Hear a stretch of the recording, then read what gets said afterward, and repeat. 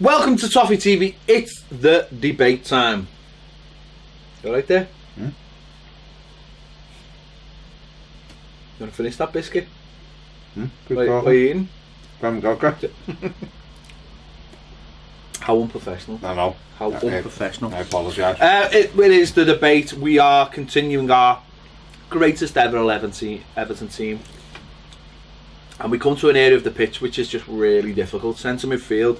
I think one of the reasons this is a difficult position as well is because the roles have changed so much over time. You know, formations have changed a lot through the eras. We're playing a 4-4-2, but there's a lot of players that would have floated into midfield or into centre midfield that we might class as a centre midfield now. We might class them as defenders. We might class them as forwards now. So it's a really difficult position to pin down.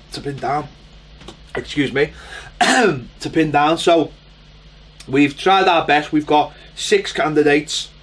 We've got some honourable mentions, and we're going to do our best. Of course, we are stuck with what we've got in terms of what we've seen or what we've even heard about. But we'll do our best. We're going to start in the 60s.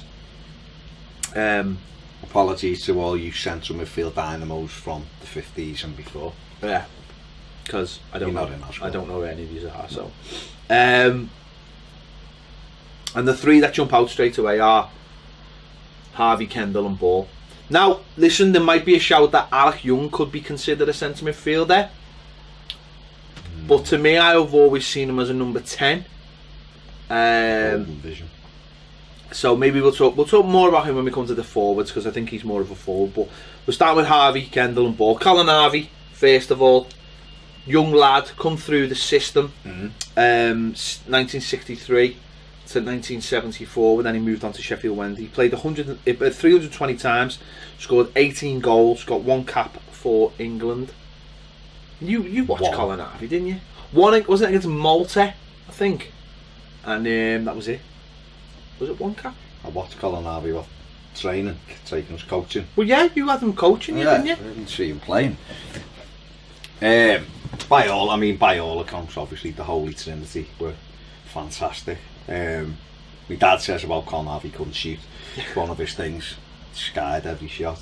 But a fantastic midfield player, and obviously within that Holy Trinity, you know, Alan Ball always gets the plaudits. You know, Howard, fantastic player. Colin, a fantastic player. 320 games, 11 years playing for Everton. He made his debut in a European Cup game against Inter Milan. Inter Milan, yeah. Away in the San Siro. Wasn't he 19 or something? Yeah. 18, yeah. So fabulous footballer. Great club man, obviously. Yeah. You know, come back to the club, coached, managed the club for a bit, went back to being a coach, then the academy and scouting everything. Still fantastic. To this day, doing bits and pieces. And we need to interview him, by the way. But yeah, so like, you know, this part is always difficult because I've got no memories of him, so I can't really. And also, I'm going by what everybody else tells you about him. I suppose too, with the Holy Trinity, it's hard to actually judge what they did because one of them overshadows all 3 of them, I think, personally. So Howard Kendall, 67 to 74, 229 appearances, 21 goals. Came back when he came back from Blackburn and he was playing manager, played 4 times, no goals. Bought him for £85,000. I remember him when he come back and he was the player manager. He was a good player in the middle, with the leg in the nest. We're number 6. Good player. Good player again. His best years before our time, what we could remember, but by all accounts, another fantastic player. Got him from Preston. When he came back as player manager, why did he only play 4 times? Was it injury, or was it just, did he come in just to assess the players? He come in, he played when we had injuries. He was obviously registered as a player, and I think he was comfortable with the play, and he said it was he wanted to differentiate himself from the players, but we had a few injuries. I think it was it Colin Harvey? One of them persuaded him to play, and obviously he played a few games where we had injuries, 4 games, but still a very good player. But obviously he was older, wasn't he? 35, was he? 34, 35. But again, another one you hear about, you know, what a fantastic player, been playing at Preston and signed for Everton. I think Liverpool were after him, a few other clubs were after him, and he'd come to Everton and was fantastic in that midfield. And you're absolutely right. Obviously Alan Ball overshadows the other two because of the kind of player he was. He was more skillful and everything else, Ball. But Howard was just part of that 3, and they worked perfectly well and all fitted together. And it's obviously the famous picture of the 3 of them running and after celebrating a goal. And yeah, again, another one. It's odd, isn't it? Well, not odd, but the two of that holy trinity were served the club in, you know, more ways than just playing, and were part of our most successful era, and both managed the club and come back and again, and you know, obviously sadly Howard's not with us anymore, neither is Alan Ball, but Colin is. Yeah, Alan Ball obviously come from Blackpool after the '66 World Cup. 208 appearances, 66 goals, paid 112,000, and then sold them for 220,000 in '71 to Arsenal. And he was like, you know, when we signed him, we were signing one of the best players of the World Cup. You know, be the equivalent now of going out and getting Mbappe. Something like that, yeah. You know, and that it's amazing, that, isn't it? And anyone you talk about, I think, modern, well, post-war, I think most people who watched them would say Alan Ball is Everton's. If you were to take Dixie Dean out the equation, I think anyone who watched them would say Alan Ball was Everton's greatest player. Yeah, I think a lot would. I seen him playing for Southampton when I was young.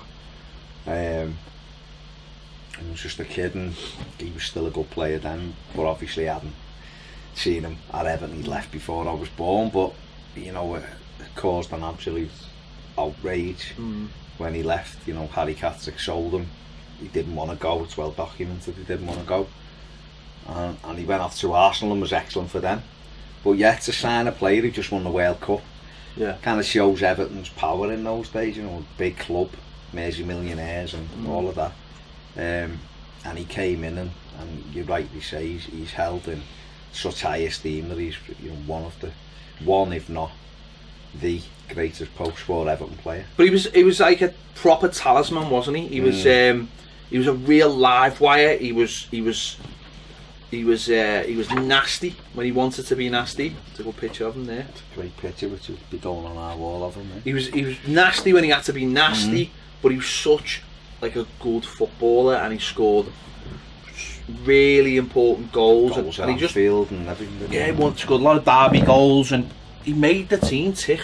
He did. You know, but I just think, I mean, he's an iconic player as well, because obviously the white boots was the thing. You know, first player really to wear, you know, non-black boots, and there's always, you know, on those pictures as well. And I love the story that Hummel paid him to wear these boots, obviously, because he was one of the most famous players in the world. Yeah. He really was, really was. Like you know, how old was he? 18 when he played in that World Cup. He was so marketable because he literally was like Mbappe. No, that was almost like his breakthrough, that World Cup onto the world stage. We sign him. Someone like Hummel comes in and offers him a boot deal, and the story I love is that he didn't like the white boots. He just didn't like them. He didn't like the feel of them. He loved like Adidas boots.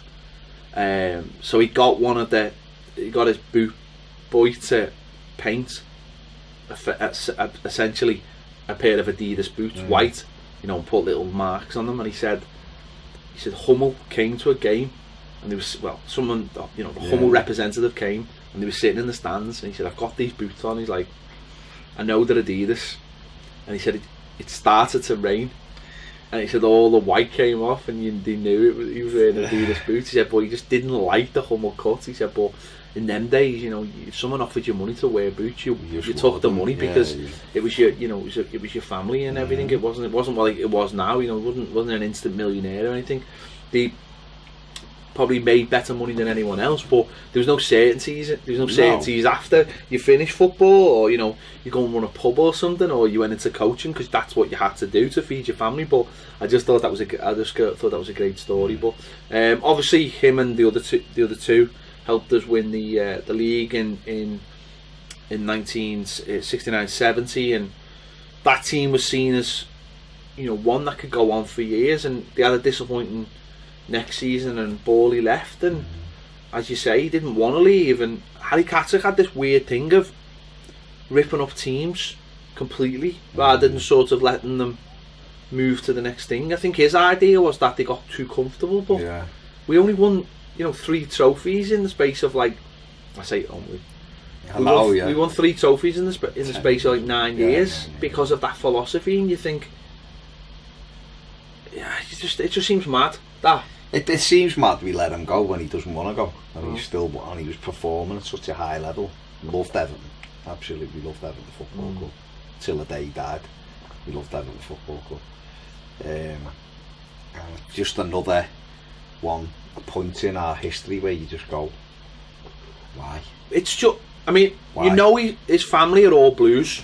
You know, Dave, who comes on the show, he says it's his favourite player, obviously.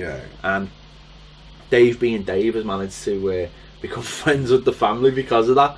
And they're all Evertonians, and they all come up and they love the idea of, you know, how the club remembers Alan Ball and how the fans remember Alan Ball. And again, it's Everton have just got this amazing way of self-sabotaging. We continually do it. I think we spoke about it before. We've been doing it for years. We have. We're brilliant at it. We're fucking the masters at it. Self-sabotage, we are brilliant at it. We get something really good and we find some way to cock it up or sell it on because it will make a profit on it. You know what, fine, we made £100,000 profit on Alan Ball, but so what? So what? We could have won so much more with him. That's what's mad. And we've done it before, and let's hope we don't continue to do it in our future, but we've done it all through our past, so it has to stop at some stage, doesn't it? But we do it, you know. I'm sure we'll talk about them when we come to the forwards, but you don't have, you know, there's a great debate on at the moment because the World Cup's been going on, and the Gary Lineker thing with the Barcelona tapping up and all that, and you think, well, there's another one. He was a good player, scored a lot of goals, and now it's on the phone going, yeah, we've had a great offer for you, got to let you go. And it's like, what? Why are we doing that?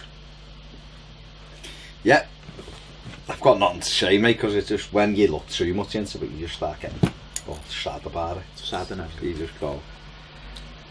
But anyway. So Borley, he's got an amazing footballer, 66 goals in 208 games. As I say, I think for anyone in my dad's generation, he's the greatest ever player. There's nobody who can surpass him because of the things he did with a ball, and rightly so, he's idolised. And again, though, it's one of those because it's a 60s into 70s player, and he didn't win all the shiny trophies. Yeah, he won a league, but he didn't, you know, it wasn't a dynasty. It's almost like, well, it's like, fuck's sake, again. He won the World Cup. No, I know he did, but he wasn't playing for Everton. He won the World Cup, so it's not as, but it's not like, you know, he played in an FA Cup final in '68, didn't he? Played in and then won the league. Yeah. So again, we should have got more out of him, and we didn't. And I suppose that's the frustrating thing. But what a fantastic player, and etched in Everton's history. Well, to my etched into Everton's history, the next couple of players were a massive part of our success in the 80s. Peter Reid come in for 60,000 from Bolton. Should have signed the year before, shouldn't he? 81, he ended up signing 82. But obviously had a bit of a bad knee injury. Played 159 times, scoring 8 goals. But you know, you watched them first hand. What you know, what was so good about Peter Reid? He come in and when we got him, he'd had a double leg. He broke his leg twice, rather, and a lot of clubs had liked him, but obviously the injuries had knocked him back a little bit. And we got him in, and I don't think big things were expected of him because he'd had a few injuries and stuff. But he came in. He just had that tenacity in the middle of the park. He had the will to win. You know, grabbing the game by the scruff of the neck. But he was, you know, he'd mix it with anybody and scared of anyone. You know, not the biggest, obviously, but he'd mix it with anyone. But he was such a good footballer as well. People will, you'd think of Reid and you just go, yeah, he was the bite in that midfield. And he was, but he could play. Yeah. And he was skillful as well, but he'd get about the pitch. He'd set the tempo. He'd set the tempo and he'd get everyone. He was quite outspoken. We were lucky enough to spend some time in his company the other week with Andy Gray and a couple of others, and you could see those two characters, and Reedy, you know, never shuts up. Well, that's what he's always been like, that confidence in himself, but that will to win and the desire. And he was in the middle of that midfield for Everton, and when he was on it, man, he was on it. You know, I remember a Coventry game in '83 in the League Cup, and we were getting beat 1-0 at home, third round, and him and Heath come on.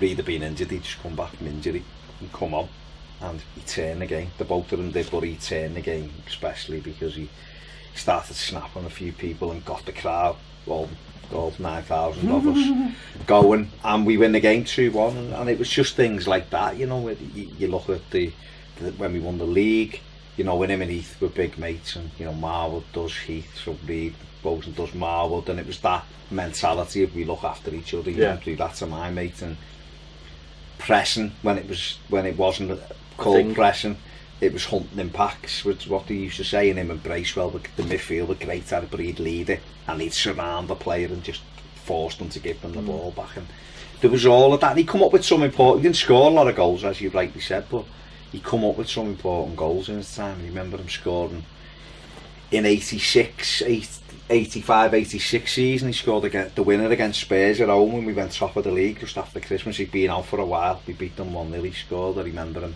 equalising at Sheffield Wednesday in the first of those 5 games we played against them before we beat them 5-0. He scored a late equaliser after Colin West had scored for them. I was there at Hillsborough that day. And he'd come up with some goals, you know.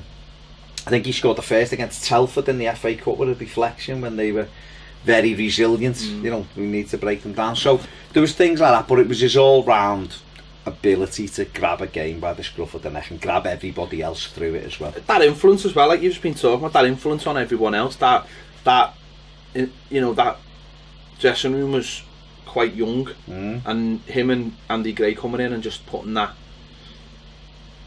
confidence into them, because you're right, he's like, you know, you see him, you know, you could see him and you see it in him now.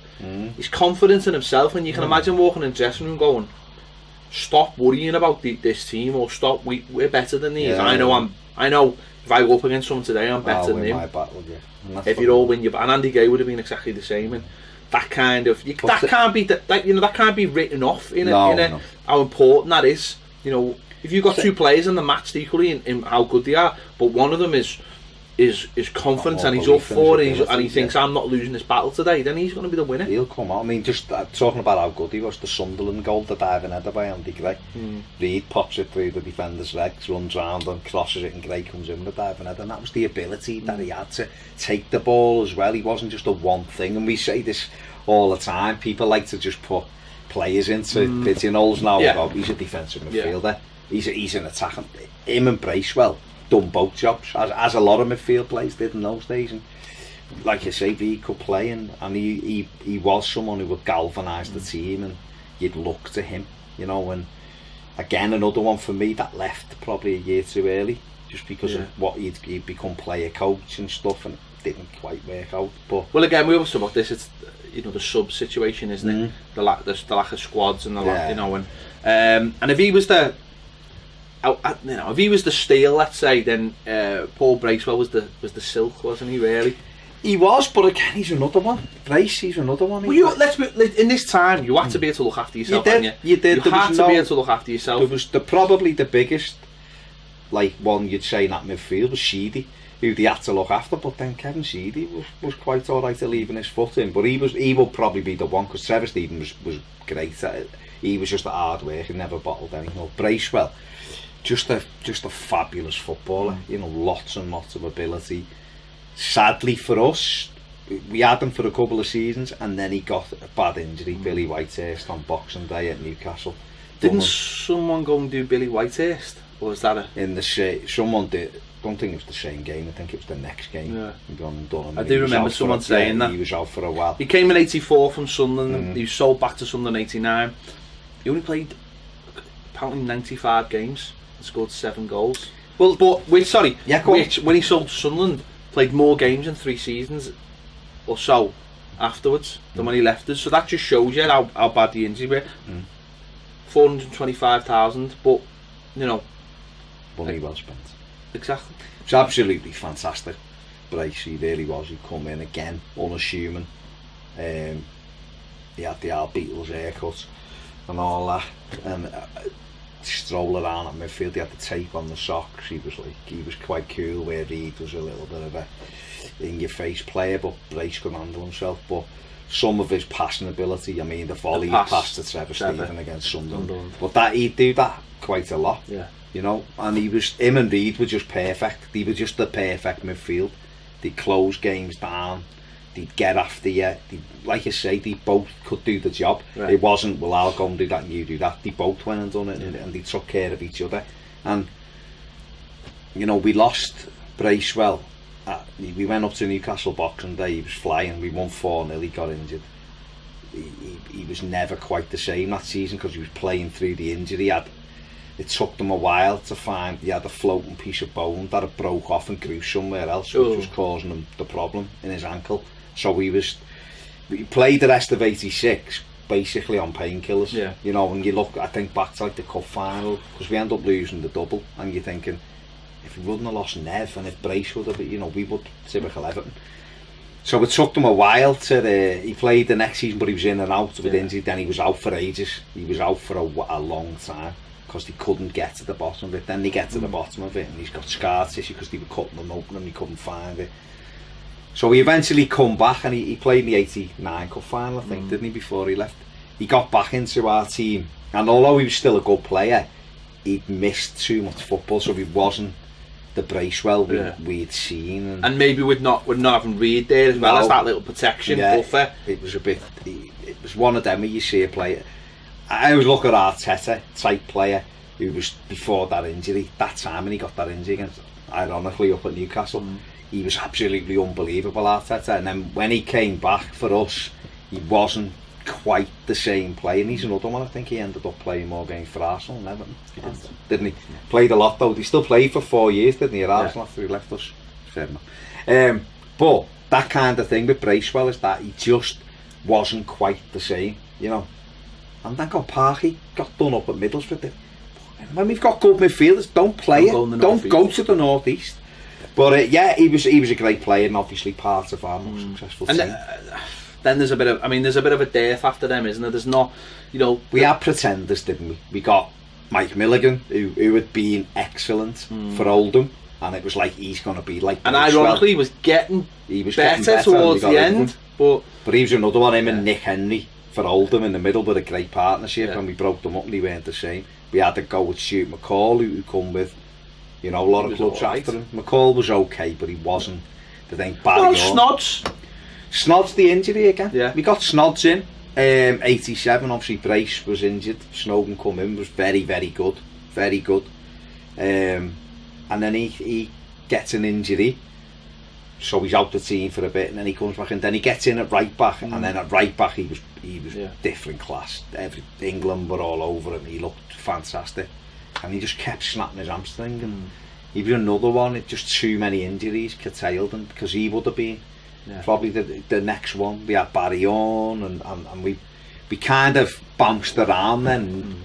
Well, again, if you go to '95, Barry Orn when he came in was fucking shite. Let's be honest. He was. For a couple of years he was terrible. I remember when he scored the goal against Wimbledon, and everyone used to say, well, he scored on his debut, he scored on his last game as well. But he never. We kept hold of him, and then And then when Joe came in, and obviously we've probably spoke about this on Joe, when Joe came in, you know, we took him, Ebro, and Joe Parky, who Joe had been all right up to that point, but when he put them into that midfield three, then suddenly it become a unit and they complemented each other. And having other players in the team, having either Andy Hinchcliffe or having Limpard in some games, suddenly they got the best out of each other.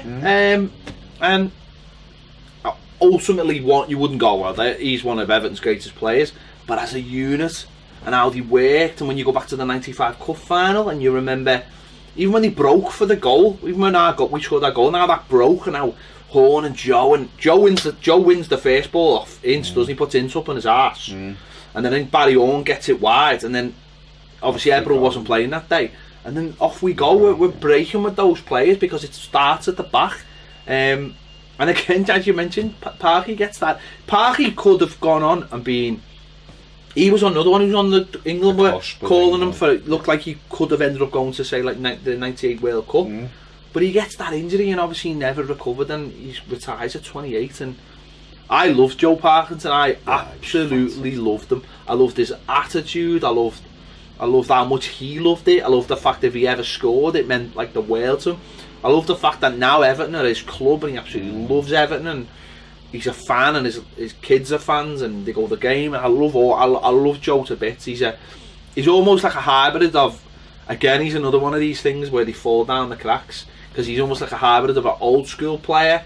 Because I remember when he finished Everton and I found out that he worked at like in a factory, and it nearly broke my heart, because I was like, you shouldn't be working on a forklift truck, mate. You should be doing. You should. And I know he's in coaching now, and I know he's. That Wigan, isn't he? No, he got sacked by Wigan. Did he? He was at Bury, wasn't he? And then he got sacked by Bury. Not because of him, because of the managers. Yeah. He does some after hospitality for Everton, after match hospitality and that kind of thing. So he's just another one that it's like. He isn't appreciated by anyone, because he's appreciated by us because we got to watch him. But you know, we appreciate people that we never saw because of things. But he's almost one that everyone's like, oh, Everton played in '95, but there's no. I just wanted to be because he was great, but he was in that midfield. And I'm moving on, you know, to when Moyes came in, Gravison. He's another one that bobbed around for 3 or 4 years. Had good games now and then, did loads of stupid things. Then you know, Carsley was there as well, under Smith as well. Again, another one. Shite this fella, doesn't do anything, gets relegated everywhere he goes. And then suddenly, Moyes puts Carsley in front of the back four, puts Gravison in front of him, and then puts Cahill in front of him, and suddenly you're like, fucking hell, this works. This works. This is a fantastic midfield. They all complement each other. Carsley knows what job he's doing. Gravison gets on the ball and sets the tempo, and Cahill gets in the box late, and it just worked brilliantly. You know, if you separated them all, you might go. I mean, out of all three, you go, well, Cahill's. He was the one. He's a club. He's not a club legend. He's a club great. I would say he's not a club legend. Not a legend, but he's but to an club icon. I would say. To an era of kids, though, he's like he's what Everton embodies Everton. Well, he did for us who were older, because he knew what it meant, and he celebrated every goal, and he still knows what it means, and he loved it. And he gave everything. I think if players give everything, you're more likely to take them to heart. The thing with Cahill, what I always love about Timmy, always turned up. Big games, always turned up. And very few, and loved it. You would ever go, Cahill done nothing today. Very few. The only one I can think off the top of my head, and his powers were waning, was the 2012 FA Cup semi. And it just because he was on that thing where it was, because remember he had a volley near the end into the side net, and then you were like, other than that, and then he ended up moving anyway, didn't he, in the summer, because he was on his way down. But he was just Timmy. Derby goals. Did he get taken off in that semi? I think, I don't know, Moyes done all kinds of weirdness. He might have took him off and put Strachwell on for the last 10 minutes or something. But it was all of that with Tim, but as a footballer, you know, wasn't cultured, but my word, he gave everything and he scored goals. And 226 games, 56 goals in 8 years. You know, one and better than 1 and 4, or 1 and 4, basically. Great from a midfield player, just absolutely great. But yeah, you know, we had we got another fella in under Moyes.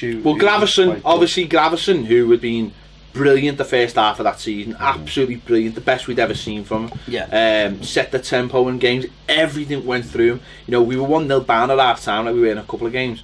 You didn't worry, because you knew that Moyes would say something in the dressing room, he'd get them playing, and you wouldn't get out the opposition wouldn't get out the half, and it would all be into Gravison, and Gravison would just get it and give it and get it and give it, and he just pushed and pushed and pushed and pushed, and we just kept on getting higher and higher and higher, and eventually you'd break down the opposition, and it was fantastic. And then he had 6 months left on his contract, because you know, you go back to the summer before that, and I don't think Everton were eager to, you know, they weren't fucking throwing. Well, they weren't panicking really. But don't forget it, but it was also a time. It wasn't like now. Yeah. Now 2 years left. It's like he's on his way.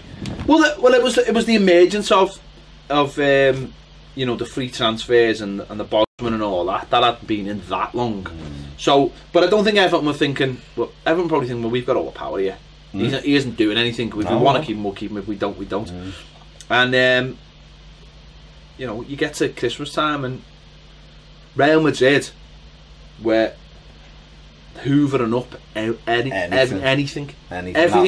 Promise, anything and everything. I remember when they bought him, we bought another kid, and I don't think I've heard of the kid since, but they were just hoovering up every potential. Well, let's be honest, they watched videos and they thought Carsley and Gravison were the same player, didn't they? Probably. They probably thought, God, he wins all tackles, heads in the box, look at him there, dribbling, he's gone past everyone. But yeah, he went on. No one could be clutching Real Madrid. No, I don't think anyone did. No one did. Real Madrid come.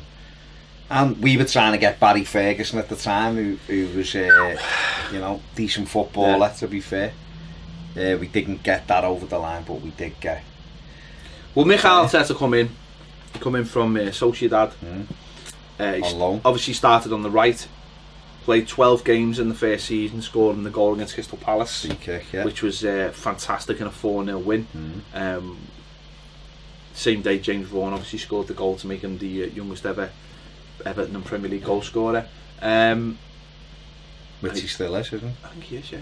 But he was just class, wasn't he? Arteta was just class. Was a very, very good footballer. He was in that. When you look at that Everton side, he was the creativity. He was the one where you looked at him and his name was on the team sheet. You were like, yes, we've got a chance here, because get it to him, because he was the silk and everything. He was such a good footballer, and for someone without any real pace, he had so much ability on the wing to be able to go by players, which was.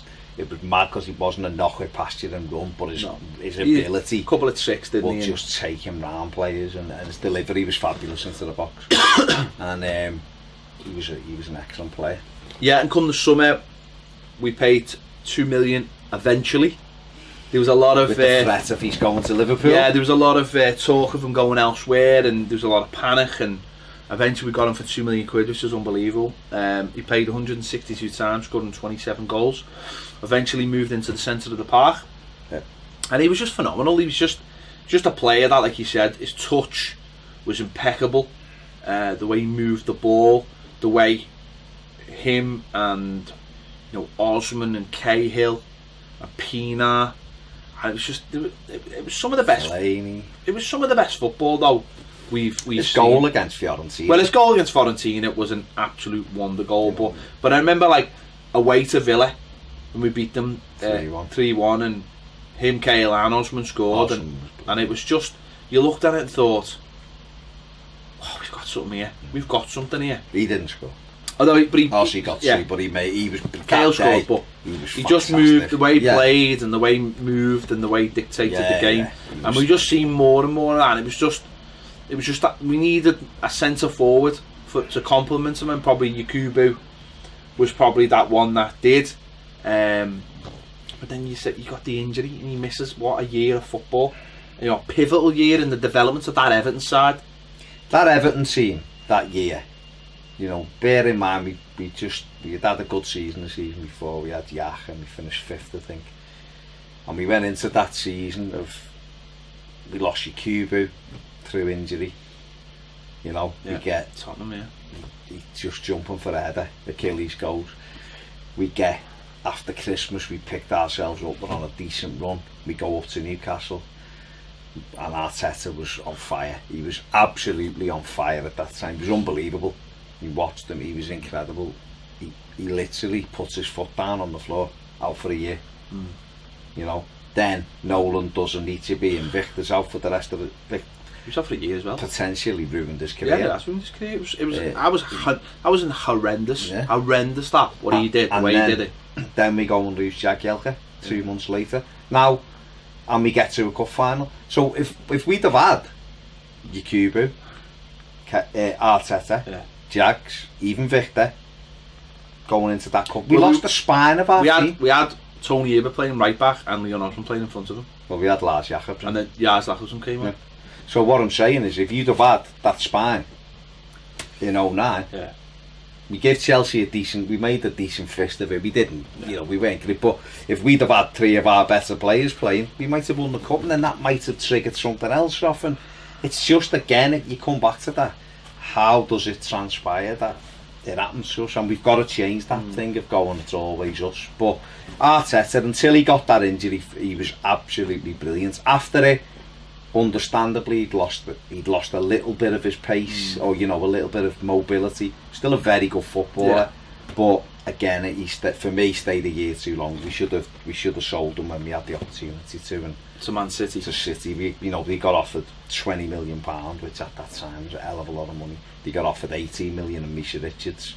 Now, Misha Richards at the time was a decent player, and we needed a powerful right back. Now, as it happened, he went on and didn't really do anything. He went to Villa and his career fell away. He went on, didn't he go on loan to Italy? Torino or he went to, did he not go to Sampdoria? He went somewhere in Italy for a year and it didn't quite work, but he was one who He's still at Villa? He's always one I thought wasted his career. He wasted his career. Lad. He started getting into being asked about his looks, and instead of just getting his head down. But I think if Arteta would have gone then, we would have been able to use the money a bit better as well. Well, him and Kale were you know, against City, we're always up for it. And obviously, the goal he scored at Goodison when we beat them 2-0. Well, the last time we won the Merseyside derby, Roy Hodgson's, when Roy Hodgson was in charge, and the one, you know, we won 0 up, and it was just after our time, I think, wasn't it? I think I've still got it on my skybox, and I think he just smashed it in, didn't it, and it flew in, and Beckford almost made it. It was a really nice time to be in Evertonian, but unfortunately we never capped it off by winning a trophy, which again means that it'll just be completely forgotten about. I think the problem when you look back and you look at Moyes, Moyes had to build the team about 3 times and without any money, and he'd done, when you look back, we've done this before, haven't we? Oh, we have. But when you look at those players and you think of Arteta and Kale and people like that, you go, what a job he did, really. Okay, he wasn't fabulous because we didn't ultimately win anything, but Arteta was a great player and deserved to be looked upon as certainly, you know, of the Premier League era. He's one of Everton. What about his move to Arsenal then? Because he plays on the Saturday against Blackburn, scores a last minute winner in a bizarre game of missed penalties. Scores a last minute winner, and then deadline day's approach, and we were absolutely skint at this point. We hadn't signed a player for a while. Drenther and Stakulasi came in on the same day, basically two long deals. Stakulasi had come over just basically sitting in a hotel room to get a move. Anyway, They failed a trial at Leicester, wasn't it? Somewhere. It was Leicester, failed a trial at Leicester, who weren't even in the Premier League, I don't think. And basically, we were that desperate, Moyes just went, yeah, we'll sign him for a year. We'll just take him. And Trent was the same, he was like, had no future anywhere, and it was just like, yeah, just take him. Yeah, but yeah, we'll take him. So I mean, Arteta going to Arsenal, I mean, what are your thoughts on that, Baz? Yeah, I wasn't there. I think my thoughts on it, I was in Florida actually on that deadline day, and I remember being quite pleased that he'd gone, because not because of the player, because he was a good player, but he forced the move, and it makes me laugh when people think it was the other way around, because it's nonsense. Everton Arsenal came in for him the week before, and he said he didn't want to go. So Everton were like, okay, no signings, but we'll keep an Arteta. Yeah. You know, we'll see where we are, and then that was our big thing then, wasn't it? We're not signing up, but we're not selling anyone. But fair enough, because Moyes worked with it, so that was fair enough. Like you say, he just played on the Saturday, scored the winner, you know, the yellow kit in the last seconds, great amber kit, and then decided on deadline day that he actually did want to go,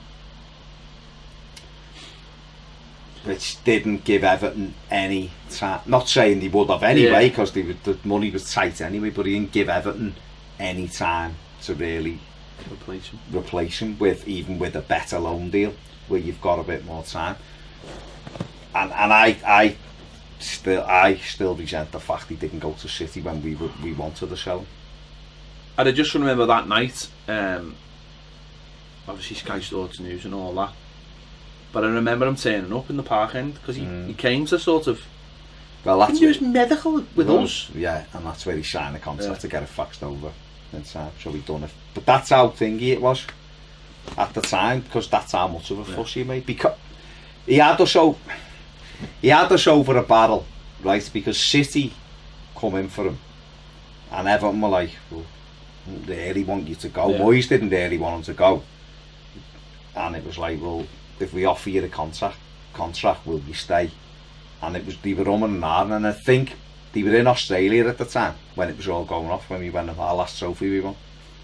And I remember, like, I think they'd had the team meeting, and it was like, right, he's going then, you know, we're going to sell him, we've made our peace with it, because he was undecided. And I think they'd obviously started planning, we could do this and maybe do this with the money.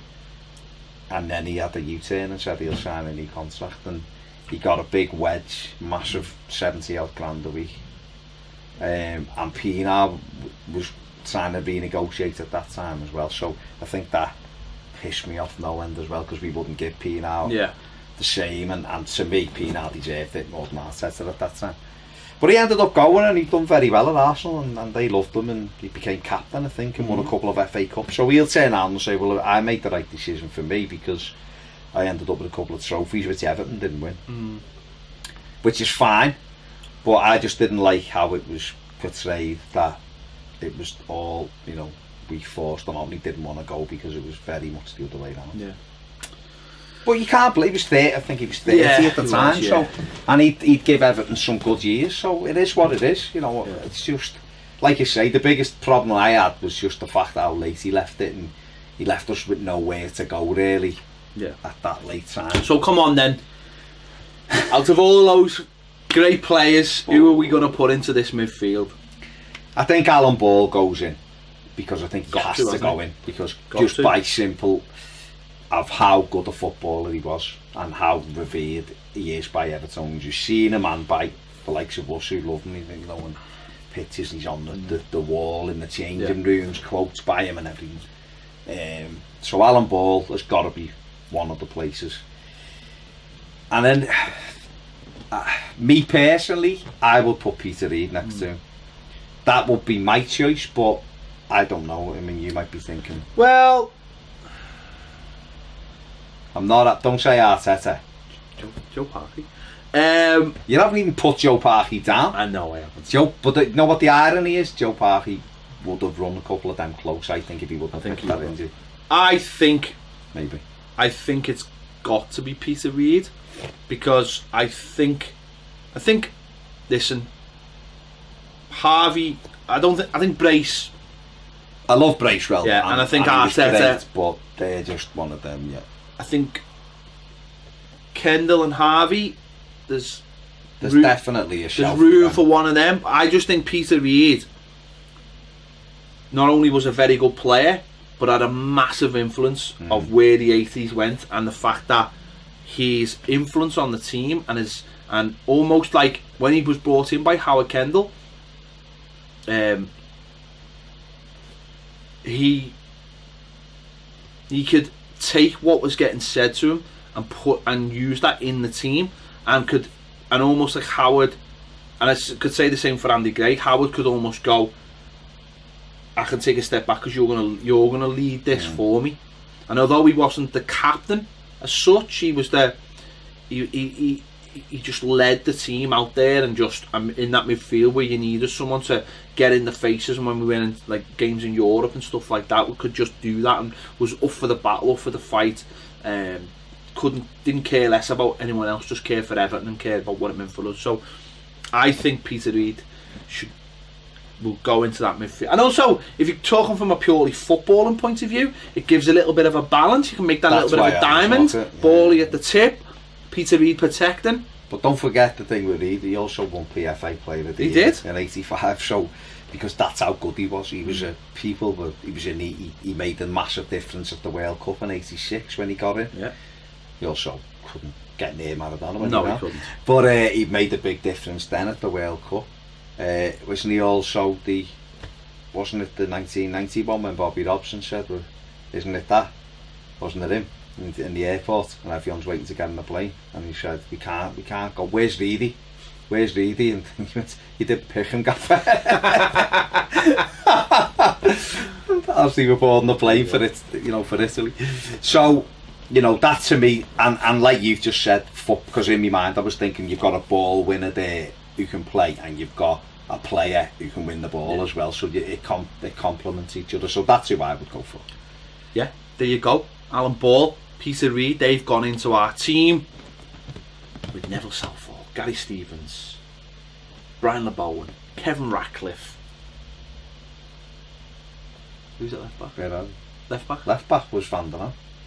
Ray Wilson. Of course, it's Trevor Stevens. If you were on Trevor Stephen. Kevin Sheedy. And Reid and Ball in the middle of the park.